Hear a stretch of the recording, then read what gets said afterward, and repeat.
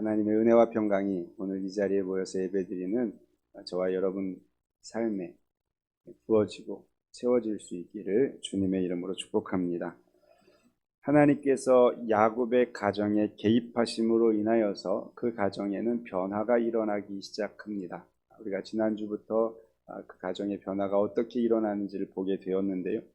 어떠한 변화들이 계속해서 일어나고 있는지 오늘 본문을 통해서 함께 살피려고 합니다. 먼저 라헬만을 사랑했던 야곱이 이제 레아가 자녀를 낳음을 통해서 그 가운데 여러 가지 일들이 생기게 되는데요. 네 자녀를 낳게 됩니다. 지난주 제목처럼 르시 레유, 루벤, 시므온, 레위, 유다 이 네 아들을 낳지요. 루벤을 낳으면서 와 아들이다. 하나님께서 돌보심에 대한 그 기쁨으로 큰 소리로 외쳤죠. 시므온을 낳고서는 하나님께서 들으셨다. 그런 고백을 합니다.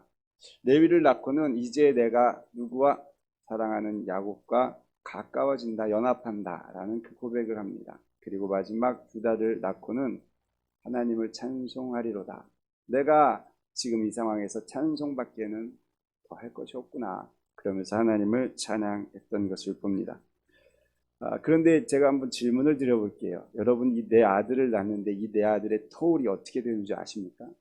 들어보셨나요? 첫째를 낳고 둘째, 셋째, 넷째까지 낳았잖아요. 저는 아이가 셋째, 3살 터울인데 이 네 아들은 과연 몇 살 터울로 있었는가? 혹시 그런 거 궁금해 보시지 않으셨어요? 제가 오늘 알려드리도록 하겠습니다. 보통 야곱이 유다를 낳을 때, 넷째 아들 유다를 낳을 때가 88세로 추정을 합니다. 88세요. 그러면 우리가 지난 몇 주 전에 그의 이 이동 경로들을 통해서 나이가 어떠한지 추정을 해 보았지 않습니까? 야곱이 브엘세바를 떠날 때가 77세였다. 그렇게 우리는 들었습니다. 77세에서 떠나서 어떻게 됩니까? 삼촌 집에 가서 7년 이제 열심히 일을 하고 아내를 얻게 되죠. 그러면 77세에서 몇 세가 됩니까? 84세가 되는 것이죠. 84세가 되어서 이제 결혼을 하고 아이를 낳기 시작했는데 88세에 넷째를 낳았다. 그러면 어떻게 되겠어요? 결혼하자마자 허니문 베이비로 시작해서 하나 낳고 그 다음에 하나 낳고 그렇게 해서 매년에 걸쳐서 한 명씩 낳았다는 거예요. 그러니까 4년에 걸쳐서 이제 5년까지 채우는 거죠. 그렇게 해서 이제 아들을 낳기 시작했고 낳게 되었다라는 것을 우리는 알 수가 있습니다. 이렇게 결혼을 하면서 잉태하고 다음해부터 1살 터울로 네 아이들을 낳으면서 4년의 시간이 지나면서 이들의 상황은 어떻게 변했을까라는 것이죠. 우리는 지난주에 살펴보았듯이 레아는요 정신승리를 했어요. 사실 그 과정 속에서 남편의 사랑을 받지 못하면서 아들을 낳으며 자신의 마음을 다스리기 시작했고 정신승리뿐만 한 것이 아니라 누구와 가까워집니까? 야곱과 실제로 가까워지는 그러한 삶을 살아갑니다. 그것뿐이겠어요? 결국 이 야곱은 레아와 가까워지면서 레아가 고백하기를 뭐라고 고백합니까? 이제 하나님을 찬양한다라고 하면서 하나님과도 가까워지는 그러한 모습을 우리는 볼 수 있었습니다. 레아의 입장에서는 이 4년이라는 기간이 더할 나위 없이 좋은 시간들이었겠지요. 사랑받지 못했던 마음, 위로받고 싶었던 그 마음 가운데 자녀가 생기면서 조금씩 회복되어졌고 상처가 아물어지기 시작했어요. 그러니까 하나님의 개입하심으로 말미암아 레아는요 치유가 되기 시작했고 야 이만큼만 되었으니 나는 살만하겠다. 그러면서 자신을 위로하면서 참된 위로와 평안과 안식을 누리지 않았을까 우리는 생각해 볼 수가 있는 것이죠. 그러면 이렇게 자녀를 통해서 레아가 회복되는 동안 라헬은 어떠했을까요? 라헬의 마음은 여러 가지로 복잡하지 않았을까 생각해 봅니다. 레아가 첫째 아들을 낳고 야곱의 반응을 봤겠지요. 그런데 여전히 나를 사랑하는 것 같아. 그래서 안도의 마음, 위로의 마음을 분명히 가졌을 것입니다. 그럼에도 불구하고 마음 한 부분에는 뭔가 불편한 마음이 있지 않았겠어요. 이 불편함을 해소하기 위해서 라헬이 하고 싶었던 게 무엇이겠습니까? 나도 빨리 아이를 낳아야겠다. 그 마음이 분명히 있었을 것입니다. 그러나 문제는요, 세월이 흘러가도 라헬에게는 자녀가 생기지 않았던 것이고, 반면 레아에게는 매년마다, 제가 왜 그 이야기를 했는지를 잘 생각해 보시죠. 매년마다 아이를 낳았다라는 것이죠. 결국 이러한 상황이 지속되는 가운데 불편했던 라헬의 마음속에서는 무엇이 생깁니까? 시기라는 것이 생기게 되는 것입니다. 여러분, 시기라는 이 마음은요, 처음 생겼을 때는 참을만 하고 참을 수 있습니다. 그러나 점점 쌓이고 부풀어지기 시작하면요, 이게 시기가 마음속에 머물러 있지 않는다는 거예요. 화산이 폭발하듯이 분출하고 폭발력 있게 나온다라는 것이죠. 오늘 본문에 보시면 그동안 라헬 마음 가운데 생겼던 시기가 점점 쌓이고 쌓여서 4년, 5년 차가 되어가면서 폭발하여 사랑하는 남편에게 표출하는 것을 볼 수 있게 됩니다. 무엇이라고 했는지 우리 1절을 한번 보실까요? 1절 같이 읽어봅니다. 라헬이 자기가 야곱에게서 아들을 낳지 못함을 보고 그의 언니를 시기하여 야곱에게 이르되 내게 자식을 낳게 하라. 그렇지 아니하면 내가 죽겠노라.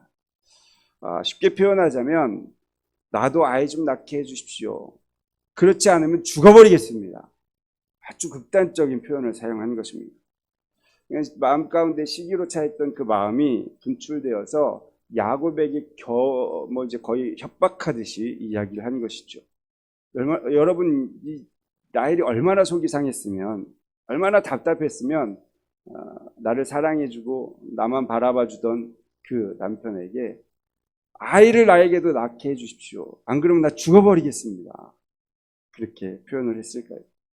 그런데 이 의미 속에는 또 다른 의미가 하나 담겨져 있습니다. 나는 아이를 낳지 못하는 여자입니다. 즉 여자로서의 생명은 나는 없습니다. 라는 것을 표현하고 있는 것이죠. 따라서 이렇게 이야기했던 것은 야곱에게 위협하는 말인 동시에 여자로서 자신의 수치심과 비참함을 함께 표현하고 있다라는 것이죠. 지난주 우리가 레아를 볼 때 레아가 참 안타깝고 불쌍해 보였어요. 참 레아가 얼마나 힘들었을까. 그런데 오늘 이 4년이 지난 이 시점, 5년 차가 들어가는 이 시점에서는 어떻습니까? 레아보다는 라헬이 더 안타까운 현실 속에 놓여져 있는 것을 봅니다. 좋았던 그의 인생은 어쩌면 점점 미궁 속으로 또 아픔 속으로 들어가지 않았나 생각해 볼 수 있습니다. 그런데 더욱 안타까운 것이 있어요. 그것이 뭔지 아십니까? 그렇게 화산을 폭발하듯이 분출하면 남편이 어떻게 해야 되겠어요? 위로해주고 격려해주고 아유 괜찮아, 조금만 더 참아보자, 더 노력해보자, 이렇게 했으면 얼마나 좋았겠어요. 그런데 오늘 본문에 보면요, 야곱이 분노했다, 노를 표했다라고 기록하고 있습니다. 2절 같이 한번 보실까요? 야곱이 라헬에게 성을 내어 이르되 그대를 임신하지 못하게 하시는 이는 하나님이시니 내가 하나님을 대신하겠느냐. 저는 여기서 두 가지를 생각해 봤어요. 첫 번째, 지금 결혼 이제 5년 차 이렇게 지나가고 있는데 결혼 1년 차였으면 성을 냈을까라는 것이고요. 두 번째, 지금 라헬에게만 자녀가 없는 것이 아니라 레아에게도 자녀가 없었다면 4년이 지났다고 해서 라헬에게 성을 냈을까라는 그런 의문점을 갖게 했습니다. 여러분 어떠세요? 그러한 동일한 상황 속에 있었다면 아마 마음은 동일했을 것이고 분노를 표출할 일도 없었지 않았을까. 이 두 조건이 성립되었다면 레아보다 더 사랑했던 라헬이기에 성내지 않았을 것이다. 우리는 예상할 수 있는 것이죠. 야곱이 성낼 수 있었던 것은 우선은 결혼하고 세월이 지났다는 거예요.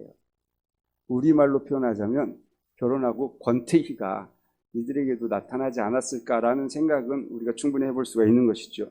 개인적 추측입니다. 성경에 나와 있지는 않습니다. 거기에다가 레아를 통해 낳은 자녀 넷이 있어요. 1살, 2살, 3살, 4살. 이 아이들을 보면서 어떤 마음이 들겠어요? 아무리 레아를 사랑하지 않았다고 한들 마음이 움직이지 않겠어요? 당연히 나를 닮은 아이가 여러분 1살 다르고 2살 다르고 3살 다르고 4살 다르잖아요. 그 아이들이 다 한꺼번에 지금 있어요. 그리고 나를 쳐다보고 있어요. 그러면 마음이 어떻겠어요? 레아에 대한 마음이 충분히 생길 수 있다라는 것을 우리는 생각해 볼 수가 있다라는 것이죠. 이러한 상황에서 지금 야곱이 라헬의 그 분노에 막아주고 받아주고 안아준 것이 아니라 같이 성을 냈다라는 거예요. 내가 하나님을 대신할 수 있겠느냐? 하나님이 주시지 않는 것 왜 나한테 뭐라고 하느냐라고 지금 따져 묻는 것이죠. 여러분, 그래도 불행 중 다행이 뭔지 아십니까? 이것을 라헬에게 그 원인이라고 얘기하지 않았다는 거예요. 생각해 보세요. 우선은 야곱은 레아와 결혼해서 자녀를 낳았어요. 그러면 적어도 자기의 문제가 아니라는 것은 알고 있잖아요. 그럼 누구에게 원망을 돌릴 수 있습니까? 너가 문제야 라고 말할 수 있는 거예요. 그런데 그렇게 하지 아니하고 하나님께 돌렸다라는 것이죠. 또 이런 생각을 해봤습니다. 그렇다고 해서 하나님께 그것을 돌리는 것이 맞는가라는 생각을 해보게 됩니다.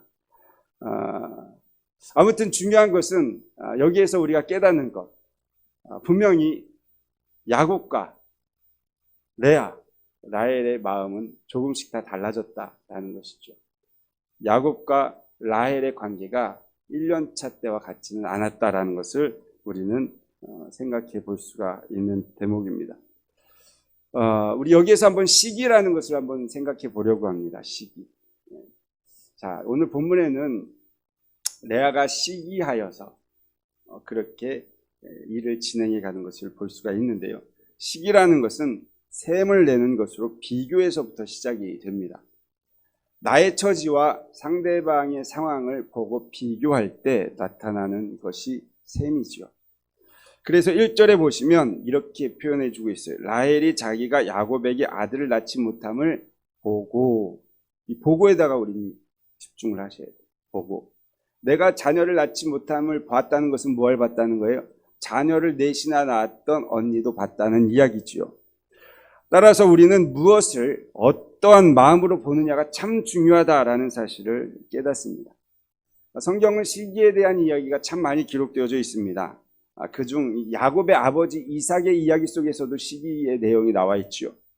기근의 때에 이삭이 100배의 축복을 받았습니다. 그렇죠. 우리 성경 말씀을 같이 나누었으니까 아실 것입니다. 창대하고 왕성하여 마침내 거부가 되었어요. 양과 소가 때를 이루고 종이 심이 많은 것을 누가 봤어요? 블레셋 사람들이 본 거예요. 보고서 어떻게 했습니까? 아브라함 때 팠던 우물을 메우기 시작했어요. 그들의 삶을 방해하기 시작한 것이죠. 그러면서 점점 몰아내었다라는 거예요. 시기로 인하여서 벌어진 사건이죠. 훗날 야곱의 아들들 중에도 있습니다. 요셉의 형제들, 요셉을 시기하게 되었죠. 그리고 형제들은요, 이 요셉을 죽이기로 모의합니다. 어느 날 때가 왔습니다. 요셉이 저 멀리서 오는 걸 보고 죽여야겠다. 그래서 웅덩이에 넣지 않아요? 그러나 또 한 형제로 말미암아서 그 웅덩이에서 나오게 되고 결국 인신매매의 일을 저지르고 만 것을 우리는 볼 수가 있습니다. 또 한 가지 사건을 생각해 볼까요? 만군의 여호와의 이름으로 골리앗을 물리쳤던 다윗. 다윗이 골리앗을 그렇게 물리치고 돌아왔을 때 사울에게 인정받기 시작했어요. 그래서 군대의 장으로 삼아 주었습니다. 이는 백성들도 또한 사울의 신하들도 충분히 그럴만하다라고 인정해주는, 합당하게 생각할 만한 그러한 일이었다라는 것이죠. 하루는 무리가 블레셋 사람들을 죽이고 돌아올 때 여인들이 모든 성읍에서 나와서 노래하며 춤추며 악기를 켭니다. 그러면서 사울 왕을 환영하죠. 그런데 여기에서 한 노랫말로 인하여서 돌이킬 수 없는 문제가 생기고 만 것이죠. 여인들은 뛰놀면서 노래합니다. 사울이 죽인 자는 천천히요 다윗은 만만히로다 라고 이야기합니다. 이 노랫말로 인하여서 사울은 원치 않게 비교를 당하게 된 꼴이 되었죠. 그래서 사울은 불쾌하며 심히 노했다. 성경은 기록해 주고 있습니다. 우리 한번 읽어볼까요? 사무엘상 18장 8절에서 9절 말씀인데 읽어보면서 사울의 마음이 어떠했는지 한번 보도록 하겠습니다. 사울이 그 말에 불쾌하여 심히 노하여 이르되 다윗에게는 만만을 돌리고 내게는 천천만 돌리니 그가 더 얻을 것이 나라 말고 무엇이냐 하고 그날 후로 사울이 다윗을 주목하였더라. 자의로 인한 것이든 타의로 인한 것이든 비교가 되는 것, 그것을 보고 느끼고 경험하는 순간 사람 마음 가운데는 뭐가 생깁니까?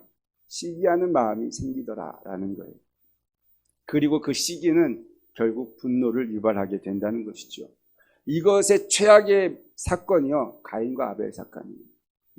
그래서 가인이 아벨을 돌로 쳐 죽이지 않습니까? 마찬가지입니다. 이후로 다윗이 어떻게 됐어요? 이제 목숨을 걸고 도망 다닐 수밖에 없는 그러한 상황에 놓이게 되었잖아요. 사울의 감시망 안에 들어가게 되었고 사울 왕이 죽을 때까지 도망 다녀야 되는 그러한 도망자가 되었다라는 것입니다. 여러분, 로마서에 보면 시기라는 것을 이야기하면서 하나님 마음을 두기 싫어하는 자들에게 나타나는 죄의 결과임을 말씀해 주고 있습니다. 그래서 야고보 기자는 3장 16절에 이렇게 말씀해 주세요. 같이 한번 읽어보도록 하겠습니다. 시기와 다툼이 있는 곳에는 혼란과 모든 악한 일이 있습니다. 혼란과 악한 일이 있다라는 것이죠. 이 시기로 인하여서 우리의 주변은 혼란이 생기고 악한 일들이 벌어진다라는 거예요. 이삭에게는 우물을 메우는 일로, 또한 요셉에게는 인신매매 일로, 다윗에게는 도망자로 나타나게 된 것이죠. 그렇다면 시기로 가져다 준 야곱 가정은 어떤 혼란과 악한 일이 있었는가? 3절을 우리 한번 보시도록 하겠습니다. 3절 읽습니다. 라헬이 이르되 내 여종 비라에게로 들어가라. 그가 아들을 낳아 내 무릎에 두리니 그러면 나도 그로 말미암아 자식을 얻겠노라 하고, 여기서 내 여종 비라에게 들어가라 라는 이 표현이 굉장히 순화된 표현입니다. 지금 그의 감정 상태를 우리는 읽어봐야 돼요. 내가 죽겠다고 지금 막 펄펄 뛰고 있다가 가만히 조용히 여종 비라에게 들어가라 이렇게 이야기했을까요? 아니죠.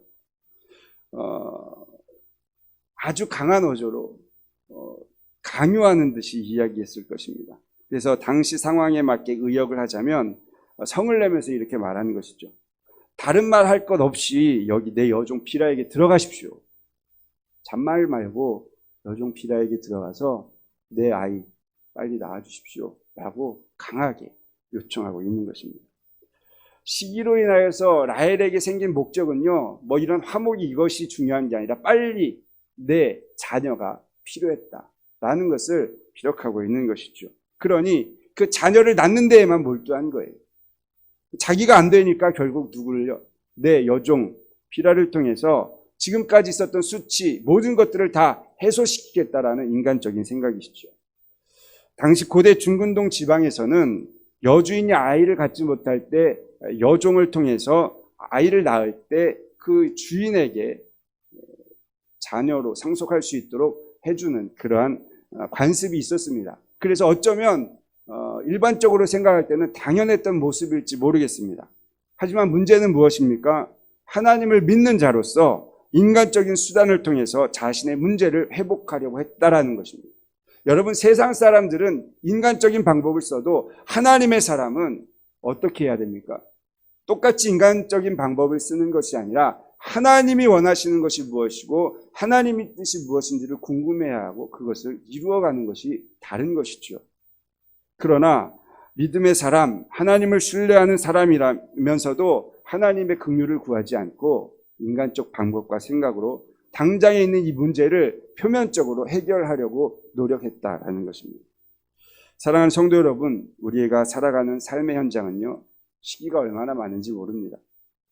믿음의 공동체라고 하는 교회에도 시기가 있고요, 사랑의 공동체라고 말하는 가정에도 시기가 있습니다. 다음 주 이제 명절이 돌아오는데 명절 때 뭐 좋은 분위기 있는 가정도 있지만 우리가 뉴스를 가끔 보면 알잖아요. 시기와 질투가 얼마나 많은 가정이 이 세상 가운데 있는지 보지 않습니까? 이러한 것이 우리의 삶 속에 사실 노출되어 있다는 것입니다. 하지만 바라는 것은 내가 있는 곳에 시기로 인하여 뼈가 썩어 문드러지는 그러한 일이 아니라 평온한 마음이 있어 생명력 있는 삶이 될 수 있기를 주님의 이름으로 축복합니다. 그래서 잠언 14장 30절에 이렇게 말씀해 주고 계세요. 우리 큰 소리로 한번 같이 읽어볼까요? 평온한 마음은 육신의 생명이나 시기는 뼈를 썩게 하느니라. 시기가요, 우리의 삶을 망가뜨린다라는 것입니다. 또 한 가지 우리는 고린도전서 13장에서 말씀하는 그 이야기를 알잖아요. 고린도전서 13장은 무엇입니까? 사랑장이죠. 그런데 그 사랑장에서 이야기하는 것이 무엇입니까? 사랑은 시기하지 아니하며, 시기보다 더 큰 사랑으로 이 시기를 덮어버려야 된다라는 것을 말해주고 있는 것이죠. 저와 여러분들의 삶 가운데에 시기가 있는 곳에 하나님의 사랑이 풍성하게 부어져서 사랑으로 넉넉히 이기는 거룩한 성도님들이 될 수 있기를 주님의 이름으로 축복합니다. 시기는요, 자신 처지를 보고 상대를 볼 때, 그래서 비교할 때 일어나는 거예요. 그러니 저와 여러분들이 시기할 일이 생기거든 나의 처지를 보고 상대를 보지 마시고 나의 처지를 보고 하나님을 볼 수 있는 지혜가 있기를 주님의 이름으로 축복합니다. 그것이 우리의 살아가는 삶의 방법이에요. 세상 사람들은 서로를 보며 시기하지만 우리는요, 봄과 동시에 누구를 봐야 돼요? 하나님을 보는 거예요. 아하, 하나님께서 나를 시기의 사람으로 살아가지 않도록 그리스도의 사랑을 부어주셨구나. 내가 이 사랑으로 이 시기를 이기며 살아갈 수 있구나 하면서 주님 앞에 매달리는 것이죠. 자신의 처지를 보고 하나님의 지혜를 볼 수 있는 이 지혜가 저와 여러분 삶 가운데 부어질 수 있기를 주님의 이름으로 축복합니다. 인간적 방법을 사용한 라헬은 결국 여종 비라를 통해서 아이를 얻게 됩니다. 그리고 이름하여 단이라고 이름을 짓지요. 어떤 마음으로 단이라고 지었을까요? 여러분, 우리가 그 레아의 자녀 이름을 보았듯이 자기의 마음을 대변하는 내용이 참 많습니다. 그러면 단이라고 지었을 때 이 라헬은 어떤 마음으로 단이라고 지었을까 생각해 봐야겠죠. 6절 같이 보십니다. 라헬이 이르되 하나님이 내 억울함을 푸시려고 내 호소를 들으사 내게 아들을 주셨다 하고 이로 말미암아 그의 이름을 단이라 하였더라. 이 내용을 보셔서 아시겠지만 라헬이 자녀를 낳지 못해서 억울했다라는 거예요. 억울했다. 또한 자신의 호소를 들으시고 억울함을 풀어주기 위해서 자녀를 주었다라고 고백하고 있습니다. 그런데 우리는 한번 생각해 봐야 돼. 이 고백이 정말 맞는 고백인가? 라헬이 정말 하나님께 호소했더니 들어주셔서 응답에 감사해서 그렇게 고백한 것인가를 물어야 된다는 거예요. 여러분, 하나님께서 라헬의 말대로 억울함을 풀어주셨다라고 한다면 누구를 통해 자녀를 주시겠어요? 여종을 통해 자녀를 주실까요? 당연히 라헬을 통해서 주시죠. 가끔 이런 이야기를 들을 때가 있어요. 어떤 분이 저를 위해서 기도했다는데 이렇더랍니다. 그래서 제가 물어봐요. 어떤 분은 어떤 분이 있고 그러면 집사님은 어떻게 응답을 받으셨어요? 저는 기도하는데 응답이 없던데. 그러면 하나님이 응답하실 때 어떤 분을 통해서 집사님한테 이야기도 해주시겠지만 집사님이 기도했다면 어떻게 하겠어요? 집사님한테 말씀도 해주시지 않겠어요? 이것과 비슷한 거죠. 하나님께서 억울함을 풀어주셨다면, 정말 자신이 억울해서 하나님께 간구하고 그래서 풀어주셨다면 굳이 여종을 통해서 낳을 이유가 없는 것이죠. 하나님의 역사는 분명히 있기 때문에 하나님께서 돌아보시고 회복시키실 것을 그는 결국 나중에 요셉을 통해서 보지 않습니까? 그렇다면 자신에게 직접 하나님께서 응답하셔서 억울함을 풀어주었다라는 것이죠. 그렇다면 우리는 이 표현을 어떻게 이해할까라는 것이죠. 본문에 보시면 나라는 표현이 3번 기록되어져 있습니다. 따라서 하나님의 응답이라기보다는 자기가 생각하고 원하는 바를 표현하고 있다라고 우리는 이해할 수 있는 것이죠. 이것은요, 억울함을 푸셨다라는 뜻을 통해서 더욱 확실히 알 수가 있는데요. 억울함을 푸셨다라는 것을 원문으로 보면 판단하다, 진실성을 입증하다라는 뜻을 가지고 있습니다. 따라서 라헬의 고백하고 있는 것은 하나님께서 자기의 상황을 판단하시고 자기의 진실함을 많은 사람들에게 드러내 보여주셨다라는 표현이에요. 언뜻 보면 신앙의 수준이 굉장히 높은 것 같고 깊은 것 같습니다. 멋진 신앙 고백 같죠? 하지만 실상은요, 인간의 방법을 사용하면서 사람들에게 인정받기 위하여 하나님의 이름과 역사를 끌어들이는 것입니다. 이걸 우리는 바로 알아야 되는 거예요. 그러면서 하나님의 표현을 하는 표현이 무엇입니까? 하나님이 내 호소를 들으셨다라는 거예요. 이 또한 내가 지금 하나님과 관계가 이렇다라는 것을 세상 가운데 알리고자 하는 그러한 인간적인 마음인 것이죠. 아마 그 상황 속에서 라헬의 호소는 기도라기보다도 남편에게 억울함을 표현해서 분노했던 것처럼 하나님께도 그렇게 외치지 않았을까 생각해 볼 수 있습니다. 그래서 라헬은요, 단이라는 이름을 부를 때마다 사람들로 하여금 자신의 수치를 하나님께서 벗게 해주셨다라는 것을 기억하게 했을 뿐만 아니라 단 부를 때마다 자기 스스로 위로받고 살았던 거예요. 이것이 라헬에게 있었던 문제이죠. 사랑하는 성도 여러분, 저와 여러분들의 기도는 어떠한가요? 우리의 고백하는 신앙 고백은 어떠신가요? 혹여나 알맹이 없는 보기에 좋아 보이는 기도, 신앙 고백은 아닌지 오늘 이 시점을 통해서 나를 좀 점검해 보셨으면 좋겠습니다. 하나님은요, 중심을 보신다 했습니다. 그렇죠? 우리가 꼭 먼저 생각해야 될 것이 있습니다. 만약 그리스도인인데 기도가 없고 신앙 고백이 없다면 하나님과 관계는 없는 것입니다. 이것을 우리는 먼저 인지해야 될 것입니다. 따라서 바라는 것은 저와 여러분들이 하나님께 기도하는 시간, 주변 사람들에게 내 신앙을 고백하는 시간이 신앙이 깊어지면 깊어질수록 횟수가 되면 될수록 더욱 많아질 수 있기를 주님의 이름으로 축복합니다. 주님의 이름으로 축복합니다. 그렇잖아요. 신앙생활이 깊어지면 깊어질수록 하나님과 더 가까워서 하나님과 대화하는 기도 시간이 늘어야 되는 것이 정상이고요. 거기에서 얻어진 은혜와 감격이 너무나 많아서 주변 사람들에게 내 신앙을 고백하는 시간들이 많아지는 것이 당연해야 되는 것이죠. 그렇잖아요. 우리가 자녀와 살아도 1년 산 것 이야기하는 것과 10년 산 것 이야기하는 것 다르잖아요. 10년 동안 있었던 일이 얼마나 많아요? 그 아이가 거쳐오면서 느꼈던 것 다 이야기할 수 있잖아요. 1년은요, 1년치밖에 안 돼요. 그러니 하나님과 시간이 깊어지면 깊어질수록 기도의 시간 또한 간증의 시간이 더욱 많아야 된다는 것이죠. 그리고 그 안에 중심이 하나님 보시기에 합당한 중심이 되기를 간절히 소망합니다. 알맹이 없는 껍데기는요, 하나님을 없이 여기는 것입니다. 옛날에는 만홀히 여긴다 그렇게 기록을 하고 있는데 갈라디아서 6장 7절 말씀 같이 큰 소리로 읽어봅니다. 스스로 속이지 말라. 하나님은 업신여김을 받지 아니하시니라. 사람이 무엇으로 심든지 그대로 거두니라. 여러분, 중심을 다해서 드리는 기도, 중심을 다해서 신앙을 고백하는 그 고백은 결국 열매를 맺게 한다는 사실을 기억하시기 바랍니다. 우리의 삶 속의 기도와 신앙 고백을 통해 많은 열매를 주렁주렁 맺힐 수 있기를 주님의 이름으로 부탁을 드립니다. 이어서 소개되어지는 둘째 아들의 이름을 통해 우리는 라헬의 마음을 또 볼 수가 있습니다. 8절 말씀 보실까요? 라헬이 이르되 내가 언니와 크게 경쟁하여 이겼다 하고 그의 이름을 납달리라 하였더라. 결국 경쟁 구도가 형성이 되었다는 거예요.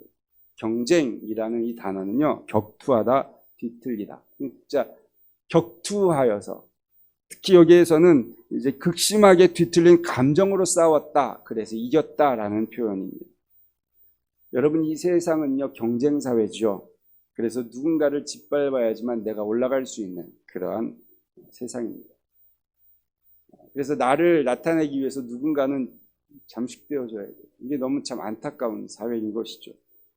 그런데 여러분, 윈윈 게임이라는 이야기 들어보셨죠? 같이 이기는 거예요.